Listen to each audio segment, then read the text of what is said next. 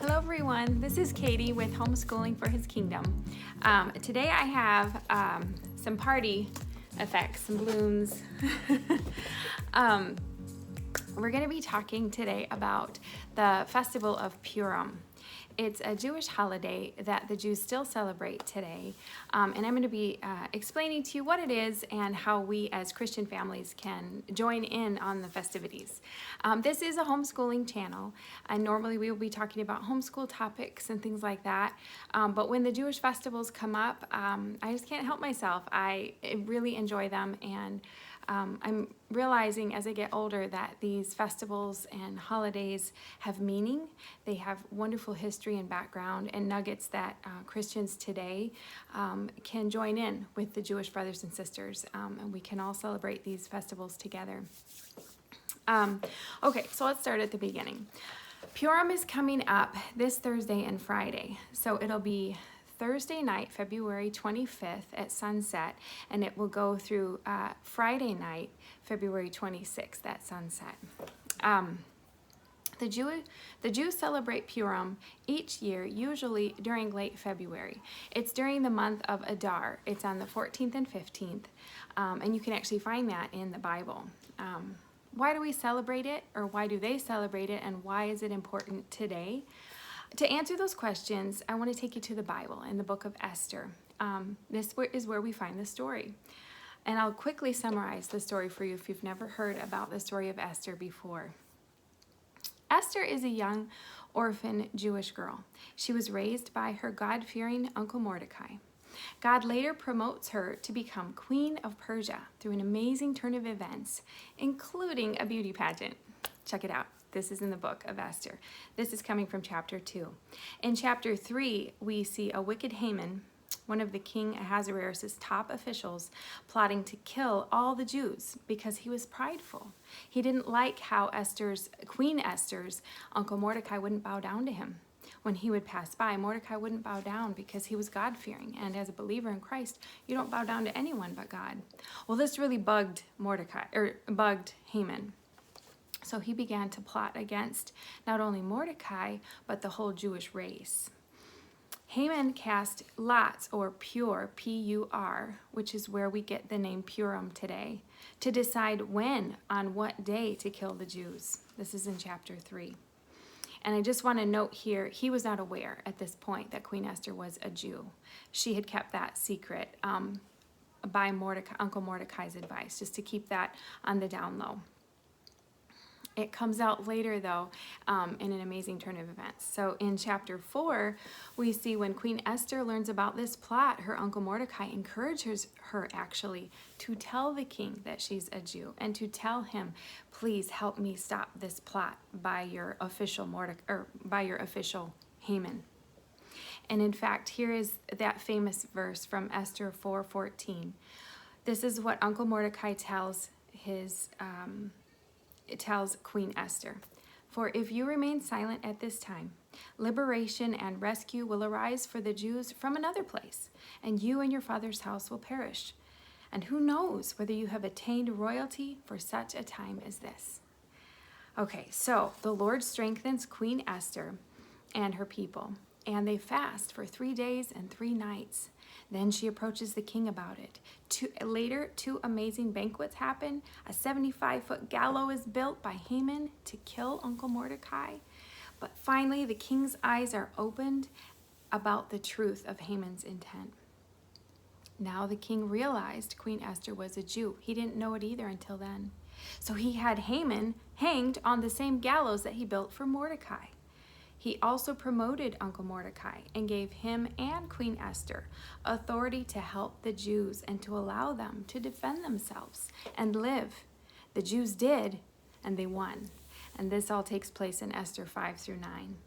Afterward, Uncle Mordecai records all these events and encourages the Jews to celebrate with victory. His letter to the Jews includes the following ways to celebrate, which the Jews still observe today. This is found in Esther 9. These are the things Uncle Mordecai writes down. He says that God has delivered the Jews from their enemies. Their grief was turned to joy and their mourning into a holiday. So for 2 days, he says we should feast and rejoice, send choice portions of food to one another, and give gifts to the poor. So how can we celebrate Purim with your family and friends? This is how the Jewish families celebrate, and this is what I'm planning to do this year. This will be the first year we celebrate Purim, so I'm hoping that you'll join me. One of the things some of the families do is they actually fast before Purim starts. So they fast the morning of the 25th, or Thursday morning, from sunrise until sunset. So they don't eat breakfast and lunch, and then at sunset, then the feast of Purim starts, and they can eat supper.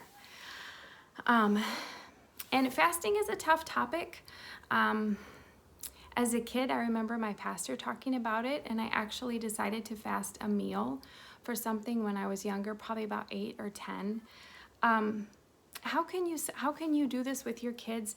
Well, our kids are stronger than we think, and their spirits are completely mature. Not their minds and their bodies necessarily. Obviously, those have to grow as they grow. But if I understand correctly, our spirits are mature. The minute we're saved, the minute we ask Jesus into our hearts, our spirit man is completely mature in Christ. And so what I did back in the fall, I think it was with Day of Atonement, I asked the kids, do you want to fast with me today? Fast just means going without something physical, right? And so I know a lot of people fast from their phones or TV, but I think it's more important to fast actual food or drink. At least in my life, that has helped more than if I fasted from the phone or something like that. So I made it voluntary. I said, this is what mommy's gonna do. Mommy's gonna go without food today. I'm gonna drink liquids, coffee, milk, whatever, juice, but I'm not gonna have any food today. Would you like to join me? And one of my mom friends says that what she does sometimes is the kids will fast sweets, or they'll just fast for one meal. And so that's what my daughter Taylor, she decided to fast sweets all day. So no candy, no desserts, no sweet fruit or anything like that. And I was really proud of her. It was hard. And then I think my son, Zachariah, I think he fasted a meal. And what I teach them is when the hunger pains hit you, that's when you're supposed to press into God. That's when you're supposed to really remember to pray for what we're praying for. So that's my second topic. Agree together on what you're fasting for. So the Jews were fasting for their freedom, right? So that Esther would be brave enough to go talk to the king about it. Today we have a lot of things we could be fasting for. Number one, for our government, right? So the righteousness of God can prevail. For those believers in Christ out there, I'm sure some of you already have been fasting and praying, and I have, and it's God. God is always at work, whether we can see it or not. And so I know he's going to prevail for our country, but that would be a huge thing we could fast and pray for with our kids. But also you could fast and pray for something personal in your life, if you've had a loss, or if you're having difficulty in an area, or you just want breakthrough for a healing or something like that. Talk about it with your family, your kids, and say, hey, do you want to all fast about this topic together? Because where 2 or 3 are gathered in my name, I am there in the midst, Jesus says. So if you can come into unity as a family, even to fast and pray about something, that would, I think, be even stronger. So anyway, so I'm going to ask my kids if they want to join me Thursday. Now, growing up, I thought fasting meant you can't have food and you can't have water. That's how Esther's fast was. But it depends on what God brings to your heart. You can fast a meal. You can fast, just have liquids and no food. You can fast sweets, things like that. But what it really does is it shuts down your body to a degree and your mind, and it really focuses your spirit man on God. And so from my own personal experience, I've been able to hear the voice of the Lord better during the times that I have fasted. So I just encourage you to do that if you feel led. It's a wonderful way to experience breakthrough. And the Lord knows that we're super distracted, so that's one of his suggestions. A lot of times you'll see like Daniel fasted, Esther fasted. A lot of times when people want to hear the Lord very clearly in the Bible, you'll see they fast, just to really focus their spirit man. Okay, so that's my that's the first idea for your family, is to join in on a fast if you feel led. But the second idea, and what many of the Jewish families do, is they read the Book of Esther on that day or that evening. So you could read it the evening of February 25th, or you could read it anytime on the 26th. It's only 10 chapters. It's not very long, and it's a really amazing story. And then, of course, feast, enjoy, rejoice, maybe have a family over and just have a really big meal. There's a lot of Purim recipes online, and you can look those up, but they were rejoicing because God delivered them like days later. But what we could rejoice about is if the Lord has given you a word about your future, or if you're just rejoicing in maybe good health that he's given you, or rejoicing in the faith that he's going to turn this around for our country. We can rejoice by faith as well. We don't have to have it in our hands yet to rejoice. The just shall live by faith, right? So we can rejoice in advance. And then the other two ideas that Uncle Mordecai put down, which the Jewish families do, is they provide food for their neighbors and friends. So if you want to run them over a meal, cookies, usually the Jewish families make sure it's ready to eat. In the Bible, it says choice portions. So it sounds like it's already cooked. You just like cut half of it off and give it to your friends or neighbors, something like that. So share food with those who you feel led to. And then finally, help the poor. If there's anything at all you can do to anyone that you feel led to, or there's probably organizations in your church and things like that you can give money to help the poor. A lot of the Jewish families do something kind for the poor on that day. So anyways, I hope these ideas are helpful for you if you want to join me this year in celebrating Purim.